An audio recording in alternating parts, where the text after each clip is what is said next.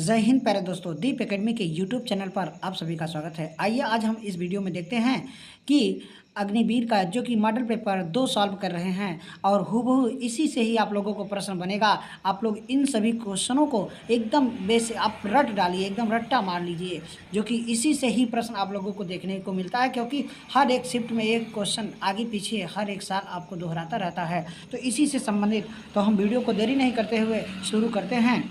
तो हमारा पहला क्वेश्चन है कि संयुक्त राष्ट्र संघ का मुख्यालय कहाँ है। संयुक्त राष्ट्र संघ का मुख्यालय आपसे पूछ रहा है कि संयुक्त राष्ट्र संघ का मुख्यालय कहाँ स्थित है। तो संयुक्त राष्ट्र संघ का मुख्यालय आपका न्यूयॉर्क में है। कहाँ पर है? न्यूयॉर्क में। आपका न्यूयॉर्क बताएंगे। क्या बताएंगे? न्यूयॉर्क में बताएंगे। दूसरा क्वेश्चन का आपको जवाब बताना है कि अंतर्राष्ट्रीय अहिंसा दिवस किस तारीख को मनाया जाता है। अंतर्राष्ट्रीय अहिंसा दिवस आपको किस तारीख को मनाया जाता है? तो अंतर्राष्ट्रीय अहिंसा दिवस आपका 2 अक्टूबर को मनाया जाता है। 2 अक्टूबर को गांधी जयंती और 2 अक्टूबर को क्या, लाल बहादुर शास्त्री की जयंती मनाया जाता है। तो अहिंसा दिवस आपसे पूछा जा रहा है तो 2 अक्टूबर को। आपको 10 दिसंबर को क्या मनाया जाता है? मानवाधिकार दिवस मनाया जाता है। 23 मार्च को आपको शहीद दिवस मनाया जाता है। 30 जनवरी को शहीद माने शहादत दिवस, जो 23 मार्च को भगत सिंह को फांसी दी गई थी, और गांधी जी की जयंती जो है तो आपका 30 जनवरी को मनाया जाता है। तीसरा प्रश्न है कि पानीपत का तीसरा युद्ध किस वर्ष लड़ा गया था। तो पानीपत का तीसरा युद्ध, अगले पेपर में आप लोगों को मॉडल पेपर में क्वेश्चन मिला होगा कि पानीपत का तीसरा युद्ध मराठा और अहमद शाह अब्दाली के बीच हुआ था। ये 1761 ईस्वी में हुआ था। 1761 ईस्वी में हुआ था। तो पानीपत का तीसरा युद्ध 1761 ईस्वी में अहमद शाह अब्दाली और मराठों के बीच हुआ था, जिसमें मराठों की हार हुई तो अहमद शाह अब्दाली आपको जीता था। अगला चौथा प्रश्न है, भारतीय नगद मुद्रा के नोट किस शहर में छपते हैं। तो आपकी मुद्रा नागपुर में, नासिक में, मुंबई में, नई दिल्ली में। तो आपका नासिक में नोट छपता है। कहाँ छपता है? नासिक में। आपका आंसर हो जाएगा कौन सा? नासिक। नासिक आपका हो जाएगा। ठीक, तो पांचवा प्रश्न देखते हैं, निम्न में से किसे लेडी विज द लैम्प के नाम से जाना जाता है।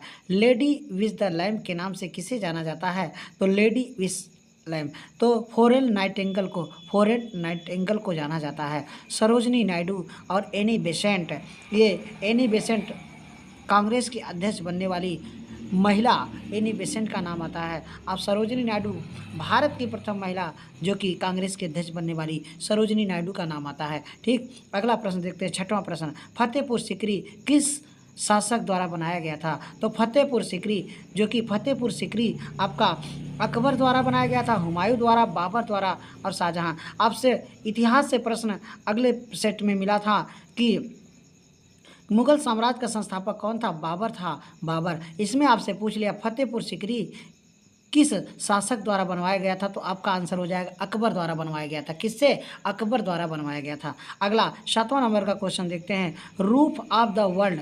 रूफ ऑफ द वर्ल्ड, ये आपका बहुत महत्वपूर्ण प्रश्न है। रूफ ऑफ द वर्ल्ड किस स्थान को कहा जाता है। तो रूफ ऑफ द वर्ल्ड किस स्थान को कहा जाता है? चीन को कहा जाता है, अलास्का को कहा जाता है, अरुणाचल प्रदेश को कहा जाता है, तिब्बत को। आपका आंसर तिब्बत हो जाएगा। किसे कहा जाता है? तिब्बत को कहा जाता है। अगला निम्न में 8वां प्रश्न है कि निम्नलिखित में से कौन सी नदी का उद्गम स्थान अमरकंटक के पहाड़ी से है। तो अमरकंटक के पहाड़ी से आपका नर्मदा नदी और ताप्ती नदी का उद्गम स्थल कहाँ से? अमरकंटक के पहाड़ी से है। अमरकंटक के पहाड़ी से है। आपका अमरकंटक का पहाड़ी हो जाएगा 8वां।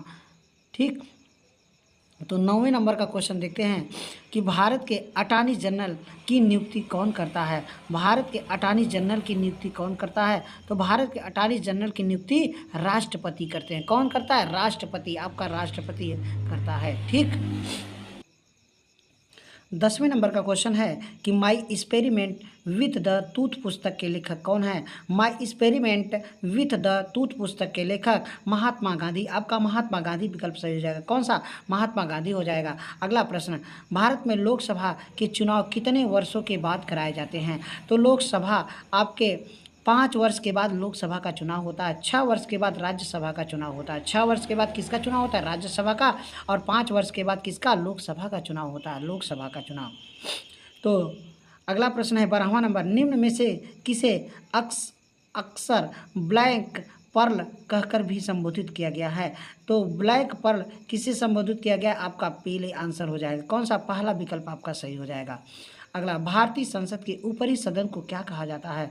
भारतीय संसद के दो सदन हैं, एक निम्न सदन और दूसरा उच्च सदन होता है। आपसे पूछ रहा है कि ऊपरी सदन को क्या नाम दिया जाता है? तो ऊपरी सदन आपका उच्च सदन राज्यसभा का सदन होता है। राज्यसभा का सदन होता है। पढ़ा लिखा सदन जो होता है राज्यसभा का सदन होता है। उच्च सदन आपका राज्यसभा, निम्न सदन लोकसभा। इस तरह से आपसे राज्यसभा और लोकसभा से प्रश्न बनता है, तो इस तरह से आप बता सकते हैं।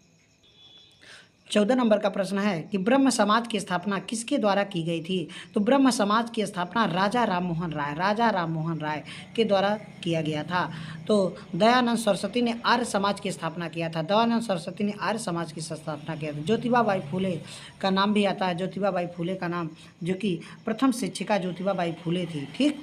और राजा राम मोहन राय 1828 ईस्वी में ब्रह्म समाज की स्थापना किया था। तो 15 नंबर का क्वेश्चन देखते हैं कि गेटवे ऑफ इंडिया कहाँ स्थित है? तो गेटवे ऑफ इंडिया आपका, तो 14 नंबर का क्वेश्चन है कि गेटवे ऑफ इंडिया कहाँ है?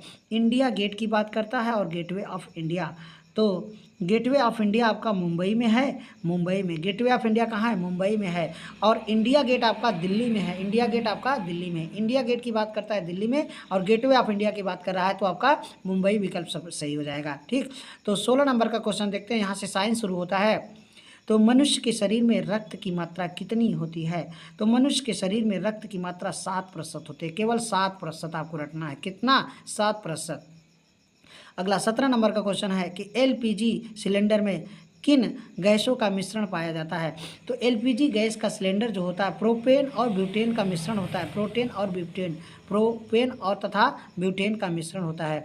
अगला, 1 हार्स पावर बराबर ... वाट होता है। 1 हार्स पावर में 746 वाट होता है। कितना? 746 वाट होता है। आप लोगों को ये रखना पड़ेगा।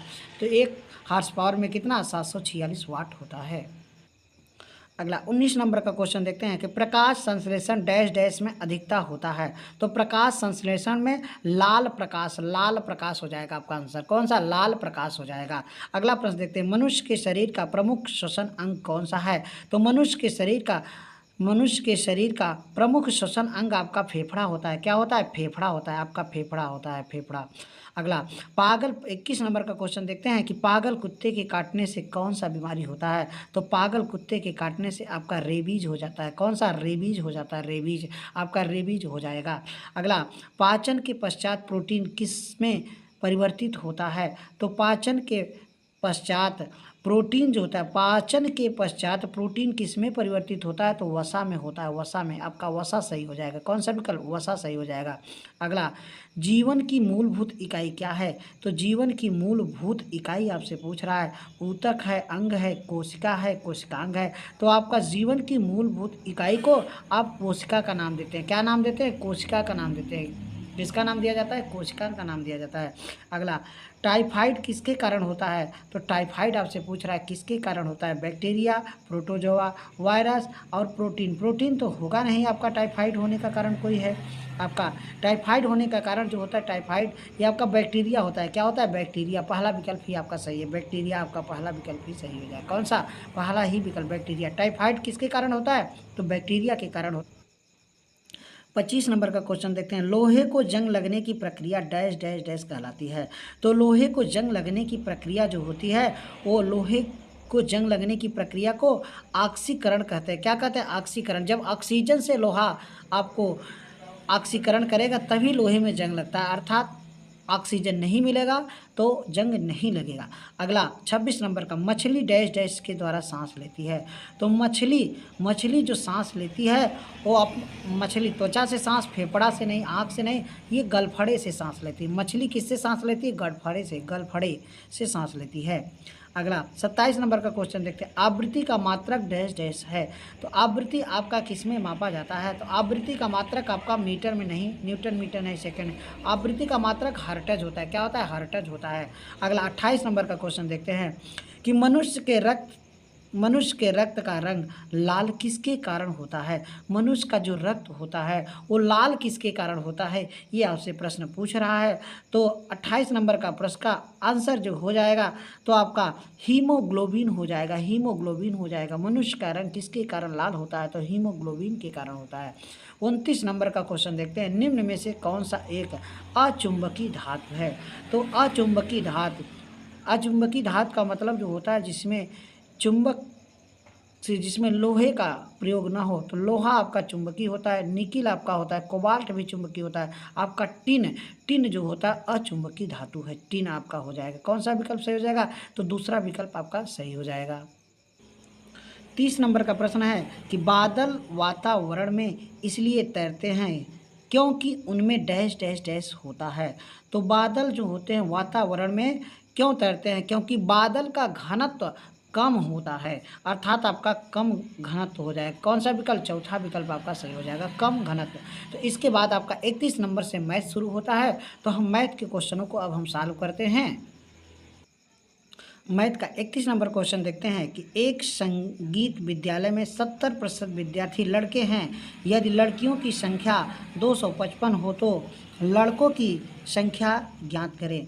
तो बताइए, एक विद्यालय में 70% विद्यार्थी लड़के हैं, तो जब 100% कुल विद्यार्थी होंगे जिसमें से 30% की बात किया जाए और 70% की बात किया जाए, तो 70% आपके बॉय हो गए और आपके गर्ल कितने हो गए? 30% हो गए।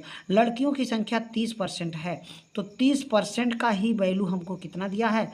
255 दिया है, 255 दिया है। कितना दिया? 255 दिया है। तो हमसे पूछ रहा है कि किसकी संख्या? लड़कों की संख्या, तो 70% की वैल्यू पूछ रहा है। तो 255 गुणत्ते 70 और बटा कितना? 30। ये आपसे कट जाएगा एक जीरो, तो 3 अठे 24 और 3 पचे 15, ये हो जाएगा 85 और 7 का गुणा करेंगे तो 85 गुणत्ते 7 करेंगे, कितना आ जाएगा? 7 पचे 35 हो जाएगा, 7 पचे 35 और 8 सत्ते कितना होता है? 56। 56 और 3 कितना हो जाएगा? 56 और 3 हो जाएगा कितना?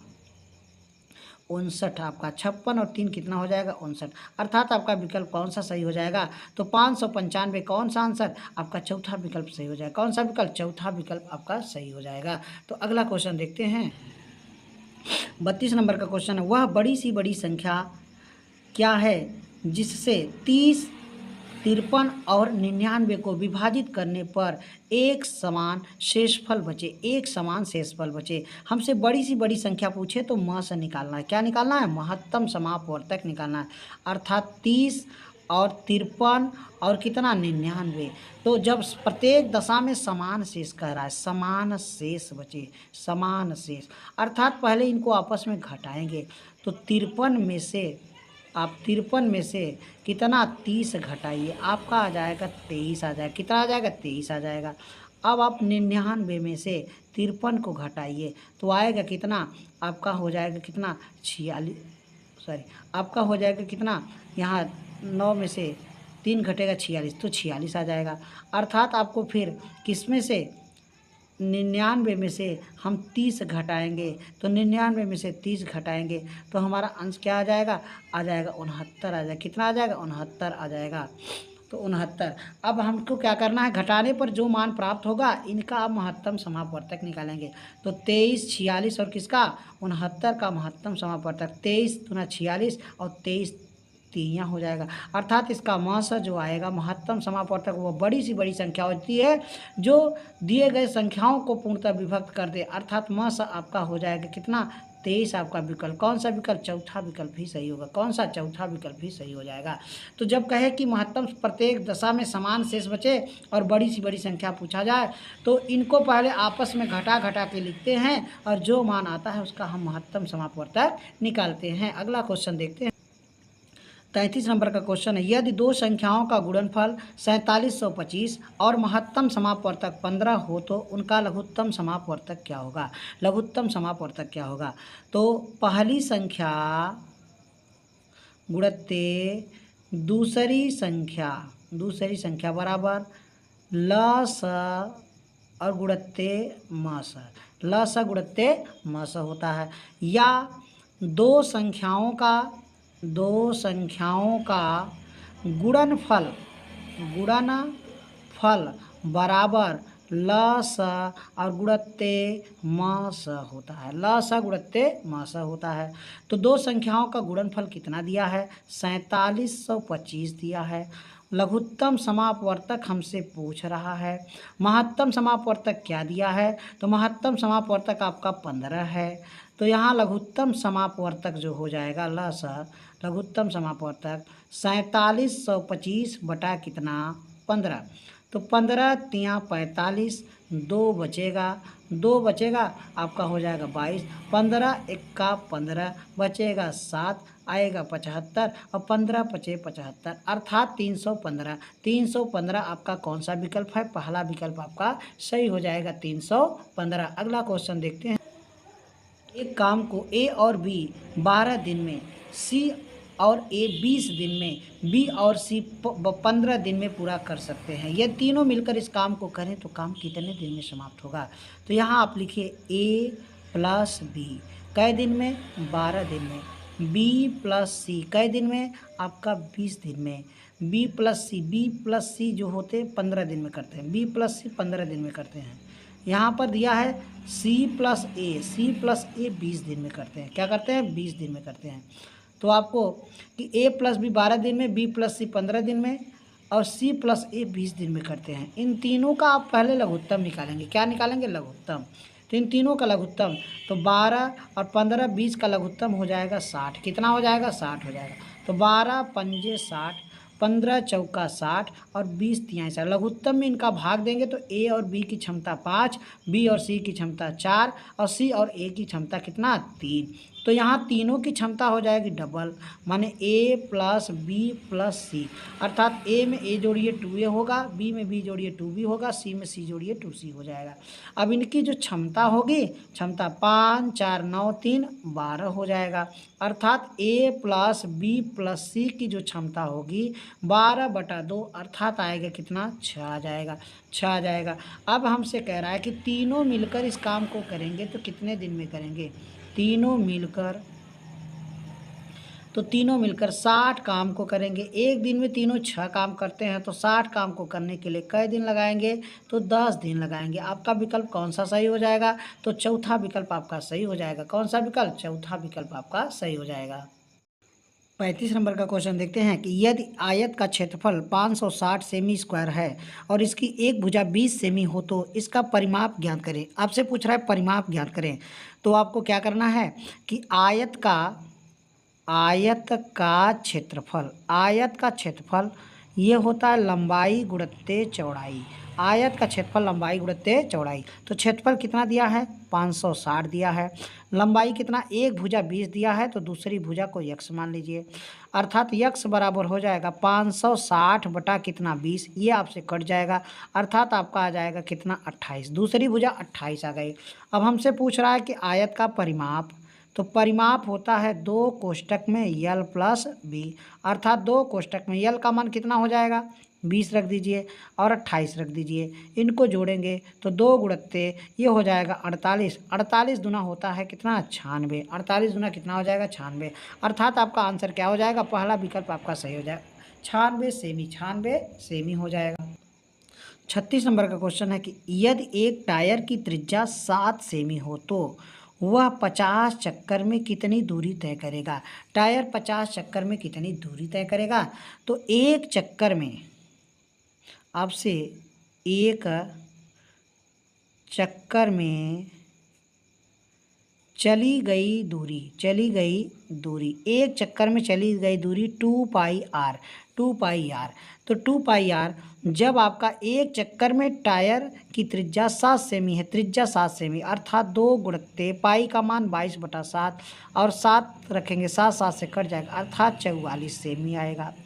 एक चक्कर में चली गई दूरी कितना? 44 सेमी हो जाएगा। तो कह रहा है कि 50 चक्कर में चली गई दूरी। तो 50 चक्कर में चली गई ये आपकी दूरी। तो 50 चक्कर में तो 44 गुणित्ते 50 कर दीजिए अर्थात 0 5 चौके 20 0 और 5 चौके 20 20 और 2 22 22 आपका सेमी आएगा। सेमी को मीटर में बदलेंगे, सेमी को मीटर में बदलेंगे तो 1 मीटर बराबर 100 सेमी होता है। तो 2200 सेमी है तो उसको मीटर में बदलेंगे तो 22 मीटर हो जाएगा। तो 50 चक्कर में चली गई दूरी कितना 22 मीटर हो जाएगा। मीटर में आपका 22 मीटर आ जाएगा। आपका चौथा विकल्प सही हो जाएगा। कौन सा विकल्प? चौथा विकल्प आपका सही हो जाएगा। अगला 37 नंबर का क्वेश्चन है कि एक कार्यालय में 20 श्रमिकों की औसत आय 1900 है, 1900 रुपया प्रतिमाह है। यदि प्रबंधक की आय को जोड़ दिया जाए तो औसत कितना हो जाता है? औसत 20 हो जाता है। तो प्रतिमाह, तो प्रबंधक की आपसे पूछ रहा है तो प्रबंधक की आय बताइए कितना है। तो यहाँ आपसे 20 श्रमिक हैं, 20 श्रमिक का औसत, 20 श्रमिक का औसत आपको दिया कितना है? 1900 रुपया। कितना दिया है? 1900 रुपया औसत है।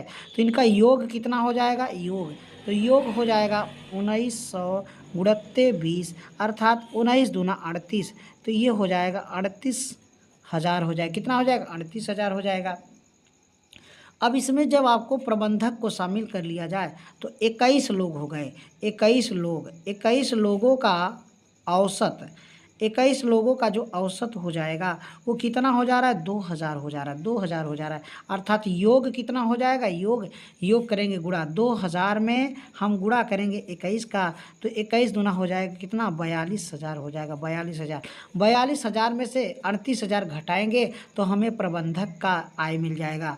तो प्रबंधक का आय, तो प्रबंधक का आय जो हो जाएगा 42,000 माइनस कितना? आपका 38,000। 38,000 घटाएंगे तो यहाँ 3 जीरो हो जाएगा। 42 में से 38 घटाएंगे तो आपका आ जाएगा 4,000। प्रबंधक का आय कितना हो जाएगा? 4,000 हो जाएगा। कितना? 4,000। चौथा विकल्प आपका सही हो जाएगा।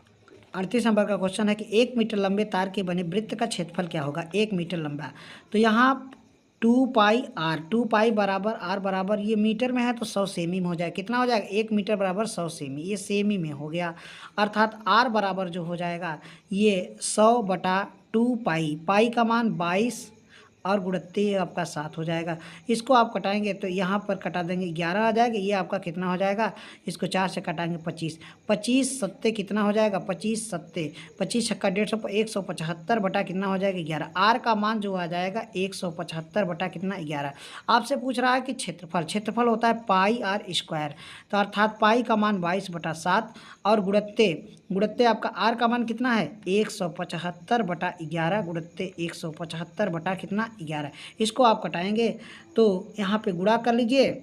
7 दूनी 14, 7 पचे 35 हो जाएगा। अब आप गुणा करके इसको आप कटाएंगे तो आपका कौन सा विकल्प? पहला ही विकल्प आपका सही हो जाएगा। कौन सा विकल्प? पहला ही विकल्प आपका सही हो जाएगा। अगला 39 नंबर का क्वेश्चन देखते हैं कि एक वृत्ताकार बेलन की ऊंचाई 15 सेंटीमीटर और इसके आधार की त्रिज्या 7 सेंटीमीटर हो तो उसका आयतन बताइए। ये आपका बेलन है तो बेलन का ये आधार हो गया, ये ऊंचाई, ये उसकी ऊंचाई जो है एच का मान 15 दिया है, इसका त्रिज्या दिया है 7। तो बेलन का आयतन पाई आर स्क्वायर एच होता है। तो पाई का मान 22/7 होता है, आर का मान 7 गुणित्ते 7, एच का मान कितना है? 15। तो ये 7 7 से कट जाएगा तो आप गुणा कर दीजिए। तो यहाँ गुणा करेंगे तो 7 दूनी 14 और 7 दूनी 14 और 1 15, 154 में 15, 15 चौका 60 हो जाएगा तो 6 हासिल लगेगा। 15 पचे 75, 75 और 7 आपका 81 का 1 आ जाएगा। हासिल में आएगा कितना? 8 हो जाएगा और 15 1 का 15, 15 और 8 हो जाएगा 23 अर्थात आपका 2310 आएगा। कितना आ जाएगा? 2310। आपका तीसरा विकल्प आपका सही हो जाएगा। कौन सा विकल्प? तीसरा विकल्प आपका सही हो जाएगा। तो बेलन का आयतन जो होता है पाई आर स्क्वायर एच होता है, यही मान रख दीजिए, आप हल कर दीजिए, आंसर आपका बन जाएगा। एडवांस से आप लोगों को 1-2 प्रश्न जरूर आप लोगों को देखने को मिल रहा है। 2 पेपर आपको करा चुके हैं, पहला सेट और दूसरा सेट, दोनों सेट में आपको एडवांस से मिला है प्रश्न। 40 नंबर का क्वेश्चन है कि एक संख्या में वह संख्या तथा 5 जोड़ने पर उत्तर आपका 17 आता है तो वह संख्या बताइए। एक संख्या यक्स है, इसमें वही संख्या यक्स और प्लस 5 जोड़ने पर हमको 17 प्राप्त होता है, ये पूछ रहा है। तो यहाँ पर हो जाएगा 2x और बराबर 17 में से 5 गया हो जाएगा 12, तो x बराबर कितना आ जाएगा? 6 आ जाएगा। x बराबर कितना हो जाएगा? 6 आपका आंसर हो जाएगा।